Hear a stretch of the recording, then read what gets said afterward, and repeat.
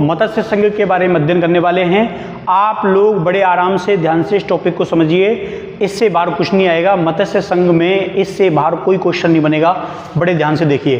तो हम लोग पढ़ रहे हैं आज मत्स्य संघ। सबसे पहले अगर हम बात करें मत्स्य संघ की बुनियाद के रूप में अगर हम देखें तो सबसे पहले अलवर और भरतपुर, उस समय इन दोनों के दोनों स्टेटों की आइडियोलॉजी एक समान थी और इतिहासकार ये कहते हैं कि आज़ादी के तुरंत बाद भरतपुर के जो शासक थे विजेंद्र सिंह, ये बनाना चाहते थे हिंदू राष्ट्र, लेकिन असल में ये प्रयास जो है वो सफल ना हुए, ये प्रयास जो है वो सार्थक ना हुए, लेकिन हिंदुत्व का जो प्रभाव है वो इनके ऊपर था। कहते हैं कि मेवात जो क्षेत्र है, यहाँ के मुसलमान जो हैं वो मेविस्तान नाम का कोई स्टेट जो है वो बनाने के लिए प्रयास कर रहे थे और यहाँ मेवात क्षेत्र में काफ़ी उपद्रव बढ़ गए थे। तो भरतपुर के शासक ने ये कहा था कि अगर भविष्य में यहाँ कोई भी ऐसी एक्टिविटी घटना हुई उसके संदर्भ में तुम्हारे ऊपर कार्रवाई की जाएगी। और अलवर के जो दीवान थे डॉक्टर खरे, ये भी बहुत कट्टर हिंदू टाइप के थे और इन्होंने भी जो मुस्लिम विरोधी गतिविधियां हैं इनको काफ़ी बढ़ावा दिया। तो इस प्रकार से एक विचारधारा डेवलप हो गई थी इस क्षेत्र के अंदर। तो सबसे पहले अगर मत्स्य संघ को हम देखते हैं तो मेवात क्षेत्र में आज़ादी के आसपास, मेवात क्षेत्र में आज़ादी के आसपास मुस्लिम गतिविधियां तेज होती हैं। ठीक है, बताते हैं कि जो मुस्लिम हैं ये एक प्रांत बनाने पर विचार कर रहे थे और वो प्रांत था मेविस्तान। ठीक है, जो मुस्लिम हैं ये मेविस्तान नाम का प्रांत जो है वो बनाना चाहते थे। अब इसके संदर्भ में जो बात निकल के आती है कि ये भरतपुर और अलवर दोनों ऐसा नहीं चाहते थे। तो भरतपुर के शासक, अंतिम शासक थे भरतपुर के विजेंद्र सिंह। तो भरतपुर के शासक विजेंद्र सिंह ने हिंदू और मुसलमान, हिंदू का मतलब है यहाँ पर जो हिंदुओं के उस समय धार्मिक लीडर थे और मुस्लिमों का मतलब है यहाँ पर जो मुसलमानों के उस समय नेता थे।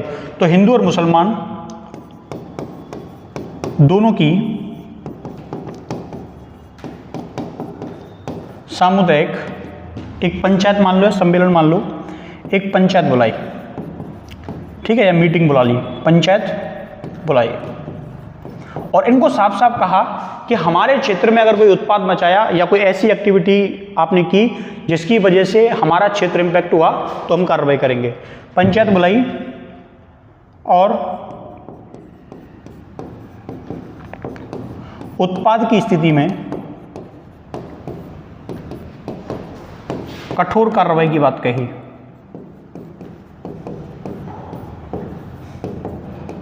कठोर कार्रवाई की बात कही। ठीक है, यहां तक चीजें हो गई, कोई प्रॉब्लम नहीं। अब जो अलवर के दीवान थे, अलवर के दीवान, और इन अलवर का के दीवान थे, इनका क्या नाम था? डॉक्टर खरे। ठीक है, डॉक्टर खरे। तो ये क्या थे? इन्हें कहते हैं कि ये कट्टर हिंदू थे। अब वह आरएसएस की विचारधारा की समर्थन, आरएसएस की जो विचारधारा के समर्थक थे। कोई बुरी बात नहीं है, ठीक है, यहां तक ठीक है। लेकिन इनके ऊपर एक आरोप लगता है, डॉक्टर खरे के ऊपर एक आरोप लगता है कि इन्होंने मुस्लिम विरोधी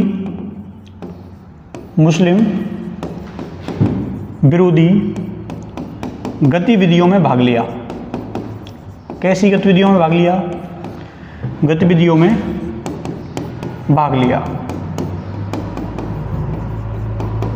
हिंदुओं को मुसलमानों के विरुद्ध भड़काया, हिंदुओं को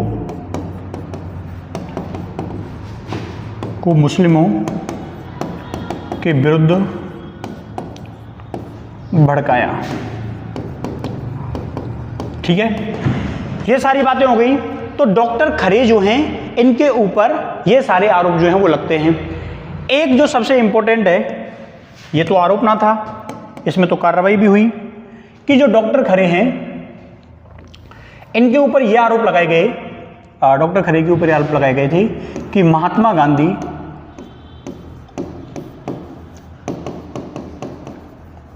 गांधी की हत्या में इनका गुप्त सहयोग था। बहुत बड़ा आरोप है ये, बहुत बड़ा गुप्त सहयोग था। ये आरोप इनके ऊपर ही ना लगा, ये आरोप अलवर के जो शासक थे, अलवर के अंतिम शासक थे तेज सिंह, अलवर के शासक तेज सिंह की भूमिका पर भी सवाल थे।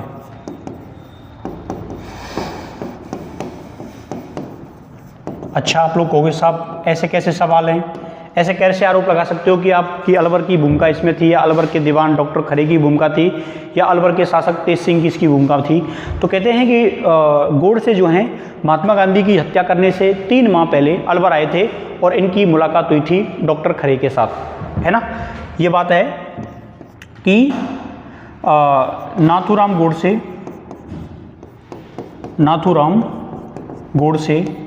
व अलवर के दीवान डॉक्टर खरे, अलवर के दीवान डॉक्टर खरे के मध्य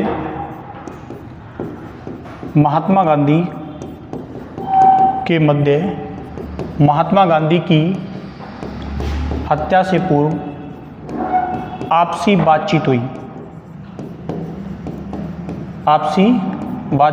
हुई। अब ये आरोप लगाए गए अलवर के दीवान डॉक्टर खरे के ऊपर, अलवर के शासक तेज सिंह के ऊपर।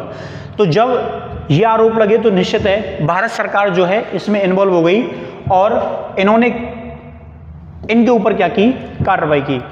इतना बड़ा मैटर था, कोई सामान्य बात ना थी। कार्रवाई क्या की,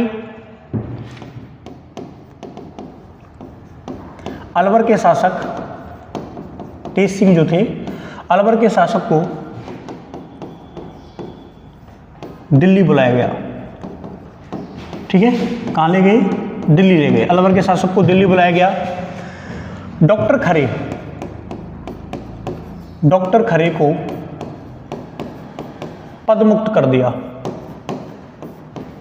डॉक्टर खरे को क्या किया गया, पदमुक्त, सस्पेंड कर दिया। सीधी सी बात है, पद से, दीवान का जो पद था इस दीवान के पद से हटा दिया। बता दें कुछ समय के बाद अलवर के शासक को दोष मुक्त कर दिया गया।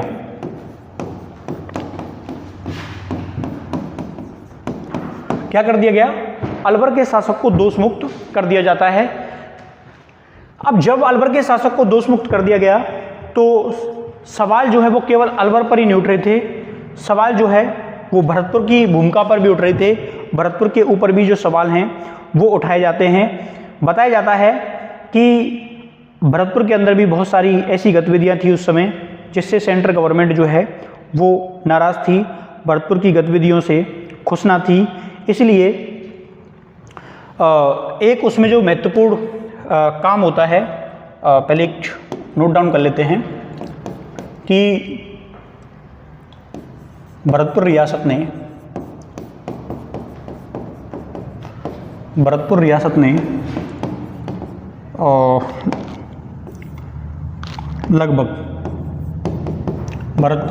लगभग 1 लाख, ठीक है, ये आंकड़ा ऊपर नीचे हो सकता है, लगभग 1 लाख मुस्लिमों को राज्य से निष्कासित किया। ठीक है, राज्य से बाहर निकाला, है ना। किताब के अंदर तो काफ़ी कठोर भाषा लिखी हुई है कि कूट पीट के बाहर निकाला था, मार पीट के बाहर निकाला था, लेकिन आप लोग याद रखना कि इनको क्या है, बाहर निकाला। तो भरतपुर रियासत ने लगभग 1 लाख मुस्लिमों को राज्य से बाहर निकाला या बाहर निकलने के लिए मजबूर किया। तो ये सारी गतिविधियां हुई। इसके अलावा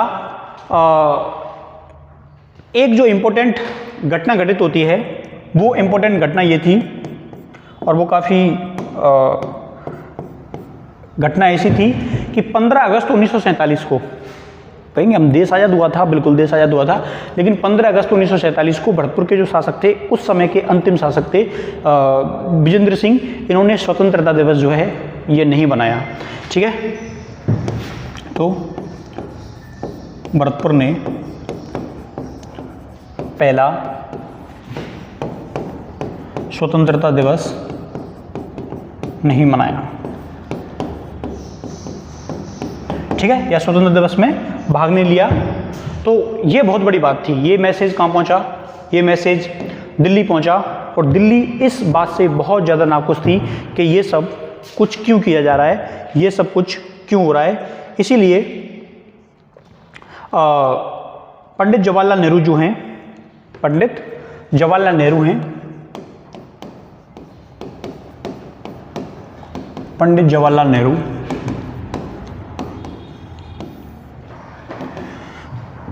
सरदार पटेल को पत्र के माध्यम से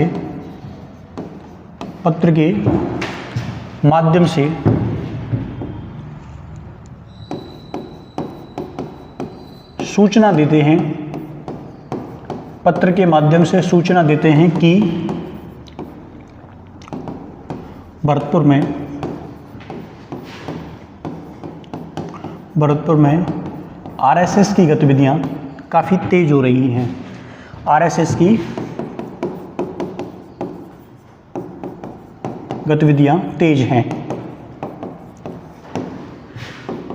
लोगों को आरएसएस की गतिविधियां काफ़ी तेज हैं, लोगों को शस्त्रों का प्रशिक्षण दिया जा रहा है, ट्रेनिंग है ना।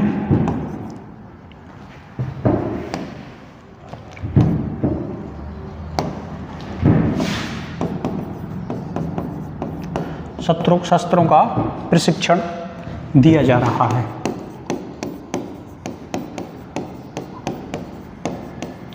ठीक है, इस बात से दिल्ली जो है वो नाराज थी कि ये सारी गतिविधियां क्यों की जा रही हैं स्वतंत्रता के बाद।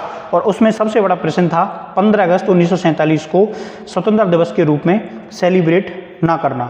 तो इस प्रॉब्लम ने दिल्ली जो है उसको शंका में डाल दिया, और तुरंत जो है एक संदेश आता है। वो संदेश क्या आया? 10 फरवरी 1948 को भरतपुर के शासक को दिल्ली बुलाया गया। क्या किया गया? दिल्ली बुलाया गया। और दिल्ली बुलाने के बाद 10 फरवरी 1948 को जब ये दिल्ली पहुंच जाते हैं, तो दिल्ली पहुंच जाने के बाद इनके सामने ये प्रस्ताव रखा गया था कि आपकी जो रियासत है, इस रियासत का विलय जो है वो कर दिया जाए। उससे पहले आपकी रियासत का जो कंट्रोल है वो ले लिया जाए। तो 10 को इनको बुलाया था, और 14 फरवरी मतलब 4 दिन के बाद 1948 को भरतपुर का प्रशासन और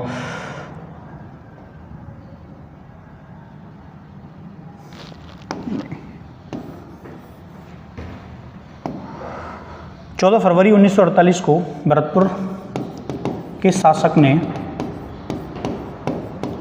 मतलब मन से तो नहीं, उसको कहते हैं अनिच्छा, या उसको कहते हैं बेमन से, या भरतपुर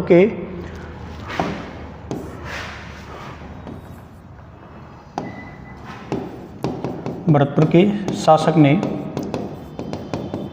अनिच्छा से शासन केंद्र सरकार के हवाले कर दिया। ठीक है, केंद्र सरकार के हवाले कर दिया, सौंप दिया। ठीक है, इनको दिल्ली बुलाया गया था, और ये सारी जो गतिविधियां थी वो दिल्ली को संशोधित कर रही थी। वो संशय की नज़र से देख रहे थे कि ये सब क्यों। और उसके बाद इनको दिल्ली बुलाया जाता है। कब बुलाया जाता है? 10 फरवरी 1948 के दिन। और 4 दिन के बाद ही इनसे जो भरतपुर का कंट्रोल है, प्रशासन है, शासन है, वो ले लिया जाता है। और भरतपुर के शासक विजेंद्र सिंह जो थे, उन्होंने अनिच्छा से, मतलब बेमन से इसको छोड़ दिया। ठीक है। इसके बाद एस.एन. सप्रू को भरतपुर का प्रशासक बनाया 14 तारीख को। ये पहले से फिक्स था कि ये सब होना है। और 15 फरवरी को इन्होंने कार्यभार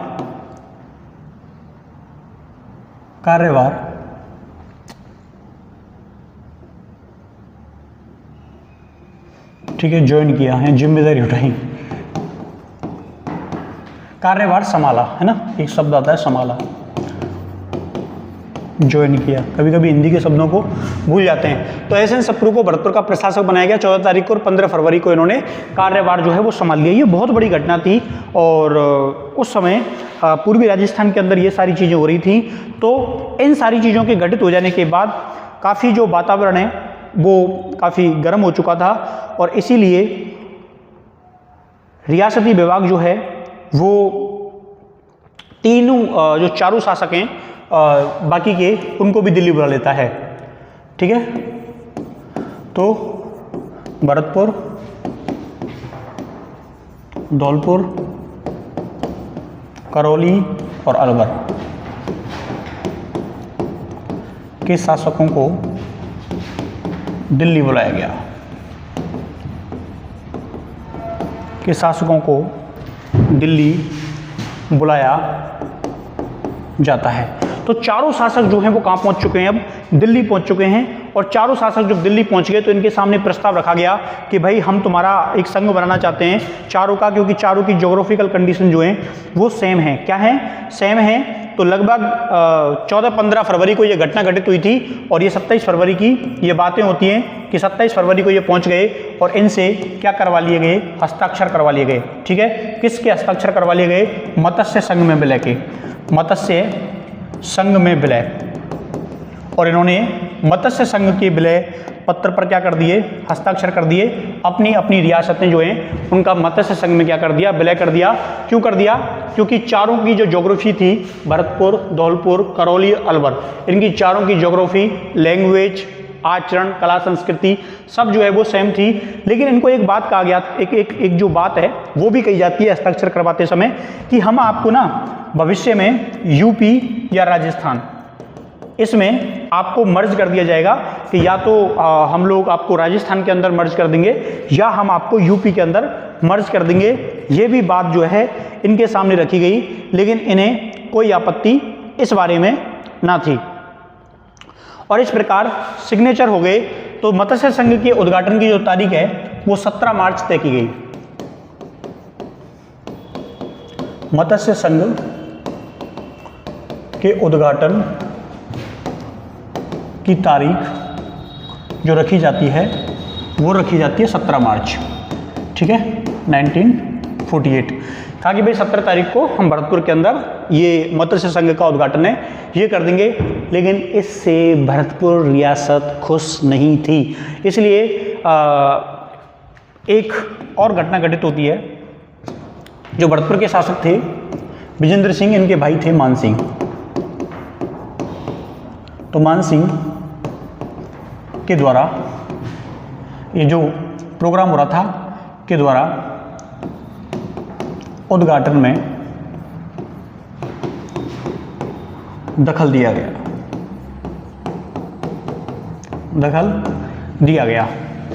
उद्घाटन में दखल दिया गया। इनके साथ ठाकुर देशराज भी शामिल थे। ठाकुर देशराज भी शामिल थे। दोनों को गिरफ्तार किया गया। दोनों को गिरफ्तार किया गया, दोनों को अरेस्ट कर लिया, गिरफ्तार कर लिया। अच्छा, यहाँ जो एक और इम्पोर्टेंट बात है कि विवाद जो है ना वो झंडे को लेके हुआ था। ये चाह रहे थे कि भरतपुर का झंडा जो है, फ्लैग जो है वही फहराया जाए। इनका जो राज परिवार का फ्लैग था भरतपुर का ध्वज। यहाँ जब इनको अरेस्ट किया गया था तो मान सिंह इस बात को कह रहे थे कि ये जो है सही नहीं हो रहा रियासत के साथ में, और जो जाटों का जो झंडा है उसका अपमान हो रहा है, ठीक है। तो ये तुलना करना चाह रहे थे राष्ट्रीय फ्लैग से, नेशनल फ्लैग से। तो भरतपुर के ध्वज के संदर्भ में ये जो गिरफ्तारी है ये हो जाती है। इसलिए भरतपुर मत्स्य संघ का उद्घाटन जो है वो एक दिन बाद हुआ, लेट 18 मार्च को उद्घाटन होता है, ठीक है। तो मत्स्य संघ का जो उद्घाटन है वो कब होता है? 18 मार्च को उद्घाटन किया गया।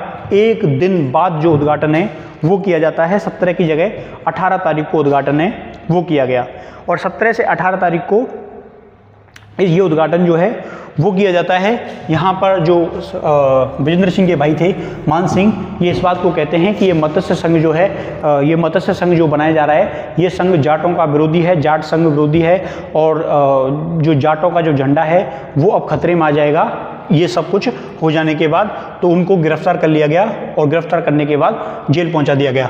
इसके बाद एक दिन के बाद 18 मार्च को मत्स्य संघ का उद्घाटन जो है वो कर दिया गया, और इंडियन फ्लैग जो है वो फहराया जाता है, ठीक है। अब कुछ इंपॉर्टेंट पद हैं जो दिए गए थे, उनमें राज प्रमुख जो है,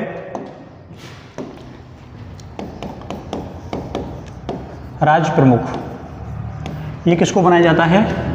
उदयभान सिंह। ये कहाँ के थे? धौलपुर के शासक उदयभान सिंह धौलपुर। इसके अलावा उपराज प्रमुख किसको बनाया गया? करौली के शासक को उपराज प्रमुख।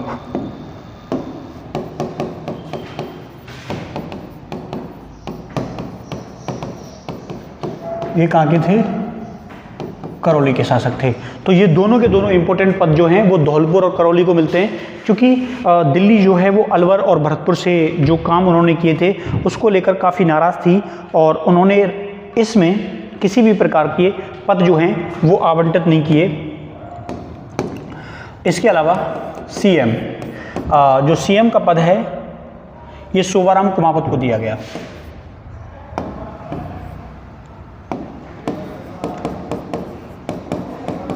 शोभाराम कुमावत को, ठीक है। तो ये पद जो हैं वो आपको विशेष रूप से याद रखने हैं। ये तीनों के तीनों जो पद हैं ये काफ़ी इंपॉर्टेंट पद हैं। राज प्रमुख उदयभान सिंह, उपराज प्रमुख गणेश पाल सिंह ये करौली के थे, और सीएम का जो पद है वो शोभाराम कुमावत को दिया गया।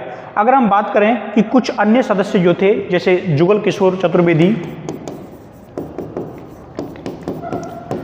जुगल किशोर चतुर्वेदी, ठीक है, ये भरतपुर के थे।